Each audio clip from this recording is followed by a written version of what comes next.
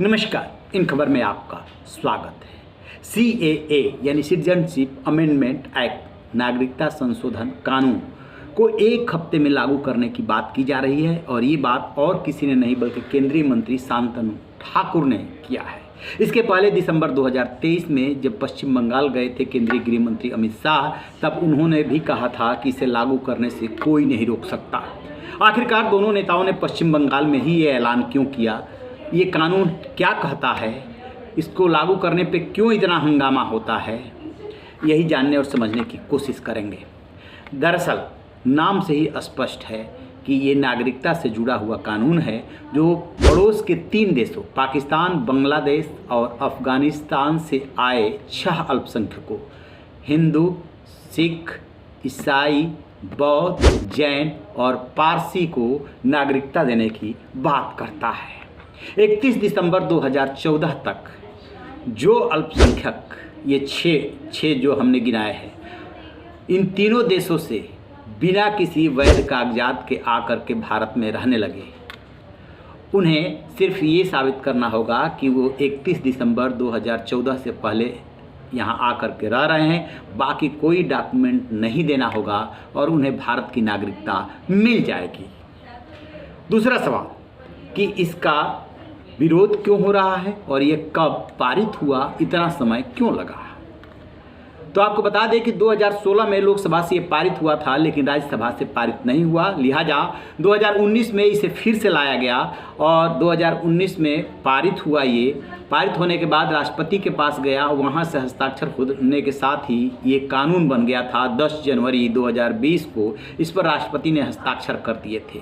जैसे ही राष्ट्रपति हस्ताक्षर करता है, वैसे ही जो विधेयक पारित होता है वो कानून बन जाता है और 6 महीने के अंदर उसे लागू करना होता है। यदि आप 6 महीने के अंदर उसके नियम नहीं बना पाए, कानून एक चीज़ है और उसके नियम दूसरी चीज़ है, नियम नहीं बना पाए तो फिर अधीनस्थ संसदीय जो समितियां होती है उससे बार बार एक्सटेंशन लेना होता है। सो गृह मंत्रालय इसको 6 माह करके एक्सटेंशन लेता रहा है।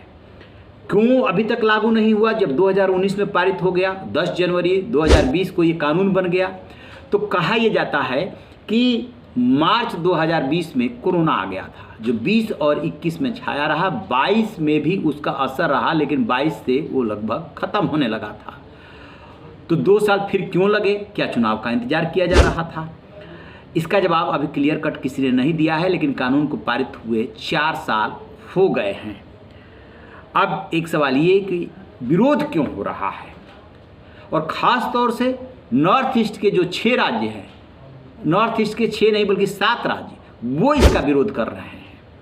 तो इसका विरोध का जो अहम कारण है वो ये कि भारतीय संविधान का आर्टिकल 14 समानता की बात करता है कि लिंग, जाति वगैरह, धर्म वगैरह के आधार पर भेदभाव नहीं किया जाएगा।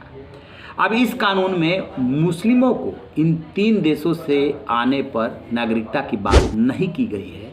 इसलिए विपक्ष उस समय से ही ये सवाल बुलंद करता रहा है कि हमारा जो देश है वो धर्मनिरपेक्ष है और धर्म के आधार पर किसी से भेदभाव नहीं हो सकता। आर्टिकल 14 का उल्लंघन होगा, लिहाजा इसमें मुस्लिमों को भी शामिल किया जाना चाहिए। लेकिन मुस्लिम शामिल नहीं किए गए क्योंकि इन देशों में मुस्लिम अल्पसंख्यक नहीं है। ये रहा सरकार का तर्क। अब उत्तर पूर्व के राज्य क्यों इसका विरोध करते हैं? उत्तर पूर्व के राज्य जो 7 हैं वो इसलिए विरोध करते हैं कि उनका मानना है कि बांग्लादेश जो कभी पाकिस्तान का ही भाग हुआ करता था, बाद में अलग हो गया था, वहाँ से बहुत सारे बांग्लादेशी आए और आकर के इन 7 राज्यों में बसे। अब जब वो साबित कर ले जाएंगे तो उनको नागरिकता मिल जाएगी। जब नागरिकता मिल जाएगी तो वहाँ के जो मूल निवासी हैं, खासतौर से जनजाति, उनका मानना है कि उनके अधिकारों का हनन होगा, इसलिए वो इसका विरोध कर रहे हैं। अब देखने वाली बात यह है कि इसे कब लागू किया जाता है और जब लागू होता है तो क्या परिस्थितियां बनती हैं, क्योंकि जब देश में ये विधेयक पारित हुआ था, कानून बना था, तब शाहीन बाग आंदोलन आपको याद होगा, महीनों तक वो धरना प्रदर्शन चला था। वो तो कोरोना आ गया, इसलिए कोरोना फैल न जाए इस वजह से उन्हें जबरन हटा दिया गया था। अदरवाइज न जाने किसान आंदोलन की तरह कब तक वो आंदोलन चलता, इस पर हमारी नज़र रहेगी।